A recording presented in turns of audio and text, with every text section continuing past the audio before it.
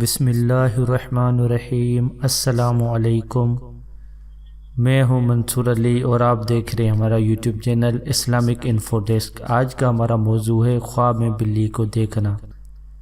حضرت ابن سیرین رحمۃ اللہ علیہ نے فرمایا ہے، خواب میں بلی فسادی چور ہے۔ اگر کوئی خواب میں دیکھے کہ معصوم بلی اس کے گھر میں آئی ہے تو دلیل ہے کہ معروف چور اس کے گھر میں آئے گا، اور اگر نامعلوم بلی دیکھے تو معلوم چور ہوگا، اور اگر دیکھے کہ گھر سے کوئی چیز کھا گئی ہے یا لے گئی ہے تو دلیل ہے کہ چور اس کے گھر سے کوئی چیز لے جائے گا، اور اگر دیکھے کہ بلی کو مارا ہے تو دلیل ہے کہ چور کو مارے گا اور مغلوب کرے گا۔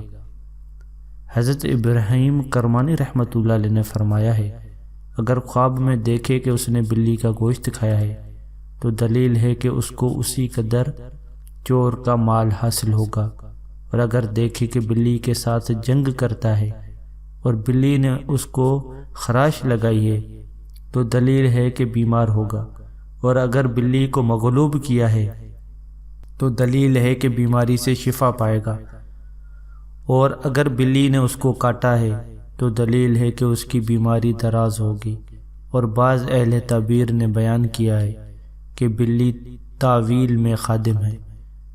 حضرت دانیال رضی اللہ تعالیٰ عنہ نے فرمایا ہے کہ جو شخص بلی کو خواب میں صبح کے پہلے دیکھے گا وہ 6 روز تک بیمار رہے گا، اور اگر غلام خواب میں دیکھے کہ اس نے بلی کا دودھ پیا ہے تو دلیل ہے کہ آزاد ہوگا، اور جس گھر سے وہ آزادی پائے گا کسی عورت سے شادی کرے گا، اور اگر آزاد دیکھے کہ اس نے بلی کا دودھ پیا ہے تو دلیل ہے کہ اس کی کسی سے لڑائی ہوگی۔